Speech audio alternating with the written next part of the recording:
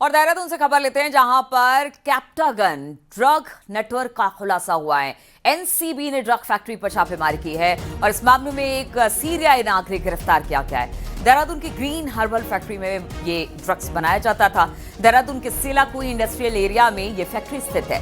Factory से मशीनें और कैप्सूल बरामद कर ली गई हैं। अंतर्राष्ट्रीय ड्रग नेटवर्क की जांच में अब एनसीबी जुड़ गई है।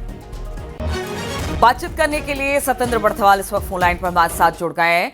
सतेंद्र, ये बड़ी बात है कि इंडस्ट्रियल एरिया में इस तरह से ड्रग फैक्ट्री, किस तरह से इसका भंडाफोड़ हुआ?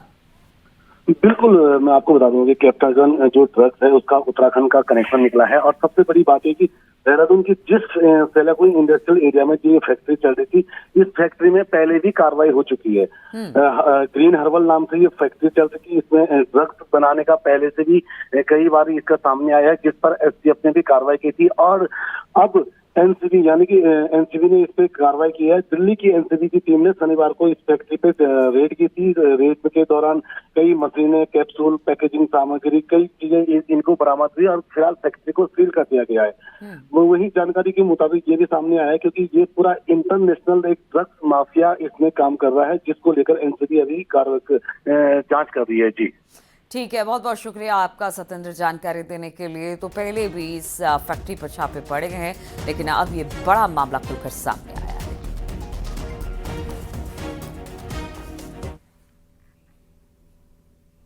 और भारत में पहली बार जिहादी ड्रग कैप्टागन की एंट्री का एक बड़ा खुलासा हुआ है। नारकोटिक्स कंट्रोल ब्यूरो ने 182 करोड़ रुपए से ज्यादा कीमत की इस खतरनाक ड्रग की भारी खेप जब्त की। जांच में सामने आया कि अंतर्राष्ट्रीय ड्रग सिंडिकेट भारत को ट्रांजिट हब बनाकर मिडिल ईस्ट तक सप्लाई करने की साजिश रच रहा था। आखिर क्या है ये जिहादी ड्रग, कैसे होती है इसकी तस्करी और क्यों इसे सुरक्षा के लिहाज से एक बड़ा खतरा माना जा रहा है, देखिए जरा इस रिपोर्ट में।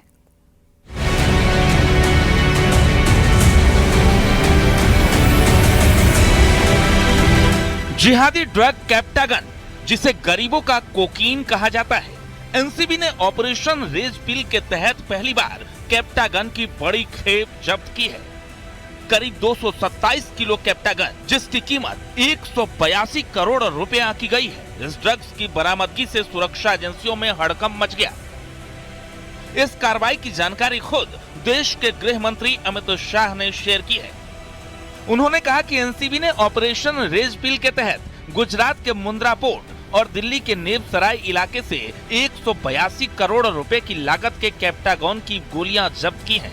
अमित शाह ने पोस्ट किया, मोदी सरकार नशा मुक्त भारत बनाने के लिए दृढ़ संकल्प है। मुझे ये बताते हुए खुशी हो रही है कि ऑपरेशन रेज पिल के जरिए हमारी एजेंसियों ने पहली बार कथित जिहादी ड्रग कैप्टागन की जब्ती की है, जिसकी कीमत 182 करोड़ है।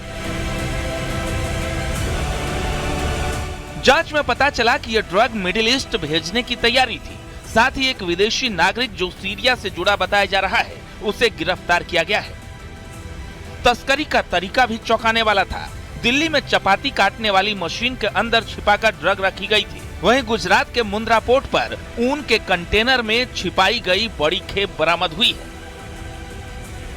अमित शाह ने पोस्ट कर कहा, मिडिल ईस्ट जा रहे ड्रग के इस कंसाइनमेंट को पकड़ना और एक विदेशी नागरिक की गिरफ्तारी नशीले पदार्थों के प्रति हमारी जीरो टॉलरेंस नीति के दमकते उदाहरण हैं।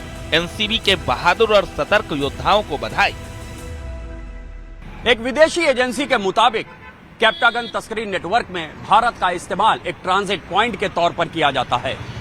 11 मई 2026 को नई दिल्ली के नेवसराय इलाके से एक सीरियाई नागरिक को गिरफ्तार किया गया, जिसने चपाती कटिंग मशीन में 31.5 किलो कैप्टागन टैबलेट छिपा कर रखी थी।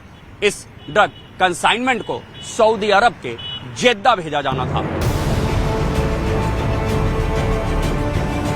सीरियाई नागरिक से पूछताछ के बाद 14 मई 2026 को गुजरात के मुंद्रा के कंटेनर फैसिलिटेशन स्टेशन में एक कंटेनर से लगभग 196 किलो कैप्टागन पाउडर बरामद किया गया। इस कंटेनर को भेड़ की ऊन से भरा हुआ बताकर सीरिया से आयात किया गया था। ऑपरेशन रेज पिल के तहत पहली बार देश में इतनी बड़ी मात्रा में जिहादी ड्रग बरामद हुआ है। क्या है जिहादी drug Captagon? Synthetic stimulant drug असली नाम फेनेथिलीन 1960 के दशक में दवा के तौर पर बनाया गया था। खतरनाक लत और दुरुपयोग के कारण 1980 के दशक में पूरी दुनिया में बैन कर दिया गया।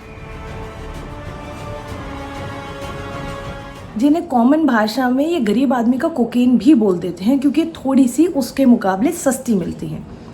इन दवाइयों को लेने से क्या होता है, जो कि वैसे बैंड हैं और इलीगल हैं और अब इंडिया में इनका यूज नहीं होता।